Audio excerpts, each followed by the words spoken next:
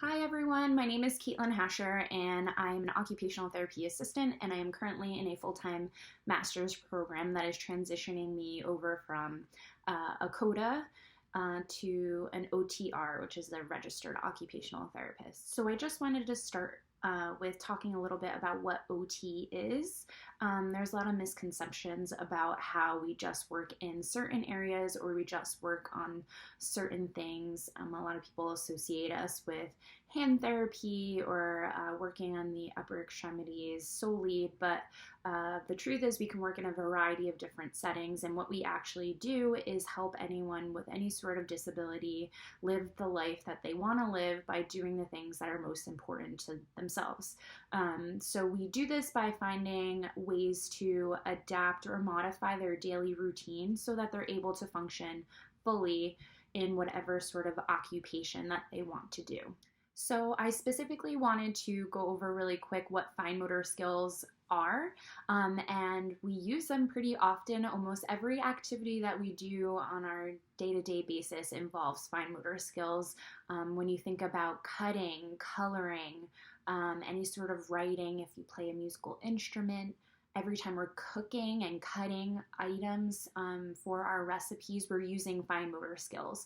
And those are movements and muscles within our hands. And they're smaller movements, but they're really important to participating fully and effectively in our day-to-day activities.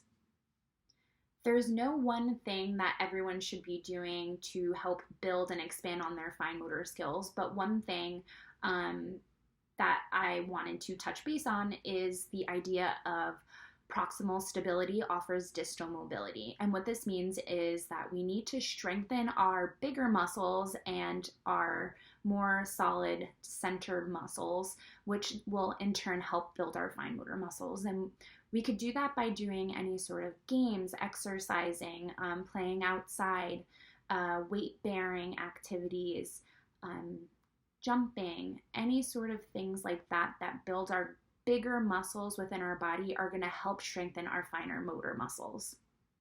Another aspect that can help build our fine motor skills is something called crossing midline.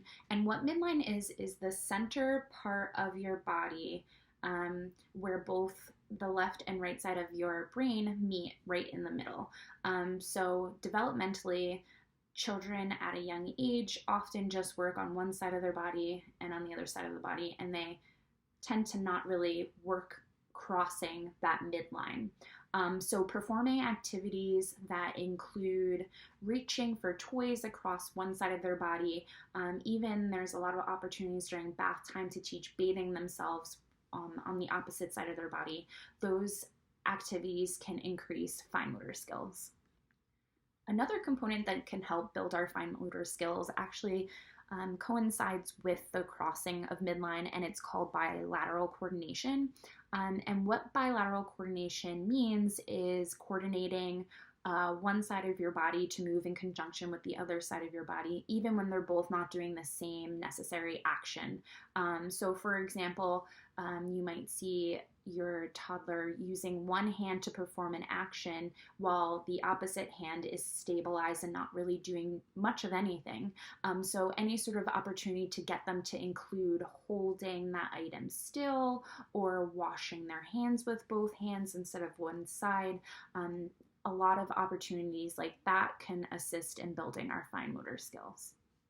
For the purpose of my 2 videos and for my capstone project, I'm going to hone in on 3 fine motor skills that are commonly seen and practiced within the school setting. So it's pre-writing, cutting, and coloring. As I go through some of the stuff I want you to take a look at as you work with your child this week, I do want to say that just because I'm pointing out some of these problems or incorrect ways to do things does not mean there's an issue necessarily with your child. Developmentally, they could just be at one spot and they're working their way to getting to the end result. And often there's a process and a sequence which they need to follow for them to reach that end process. So if you're noticing anything incorrect going on, it does not mean necessarily that your child needs occupational therapy or any sort of intervention. It could just mean that, you know, they're discovering and learning and experiencing life as it happens, and they're learning themselves how to eventually get to the end result. But I'll just show you some ways how we can help facilitate and prevent bad habits moving forward. As your child is doing any sort of pre-writing activity in the following week, I want you to pay attention to how they're holding whatever writing manipulative that they're using. So whether it's a marker or a pencil, just take a peek at how they're holding it. So some incorrect grasps that you might notice are they're holding it like this, or in something we call a downward pronated grasp, and they're coloring this way or writing this way. Same with this type of grasp pattern. And what we want to do is facilitate tucking these two fingers back, moving the fingers down to the end of the writing manipulative, and creating an open web space, and just ensuring that this sits back in that open web space, like so.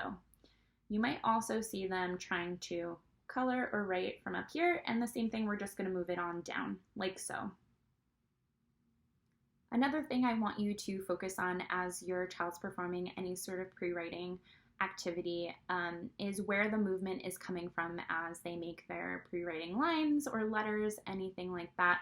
And what I mean by that is, are they using their fingers to make the letter or shape or line, or is the movement coming from a grosser motor movement, such as their shoulder, their forearm, or even their wrist?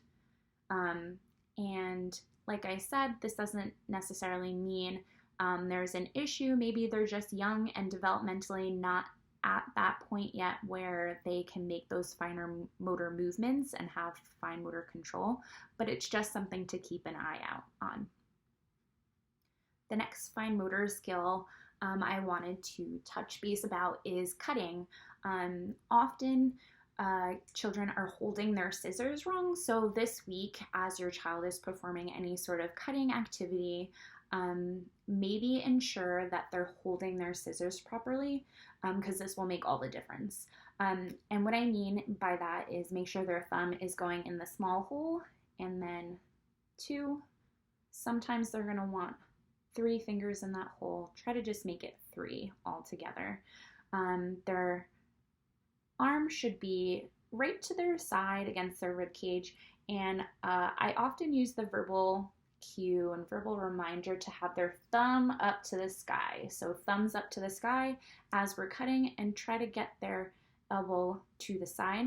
And this is our helper hand that's going to help turn the page or move it as we need to cut. Just so you know, straight lines are going to be the easiest to start with to cut.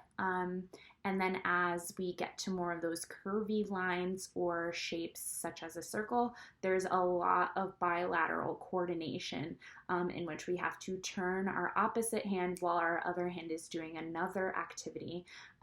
So this is going to get a little bit more challenging.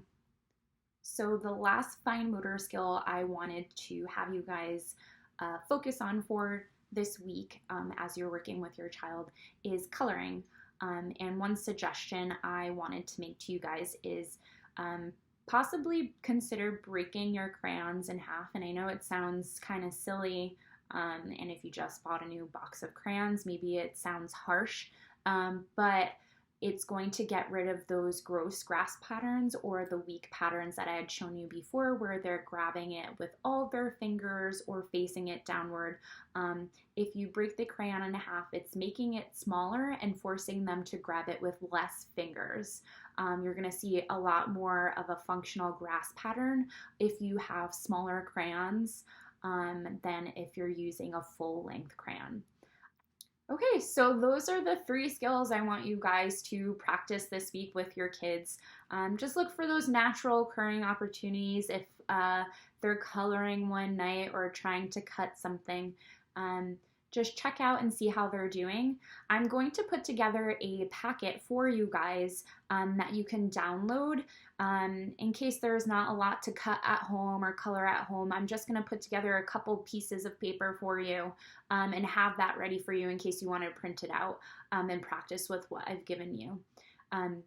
I also wanted to point out that our next video is going to be focusing on the same skills, but instead of giving you the same sort of initial basics about the skills, I'm going to reinforce and give you opportunities to adapt and modify those 3 fine motor skills next week. And there'll be simple ways, hopefully, that you can already incorporate at home if your child's having a challenging time with these 3 fine motor skills.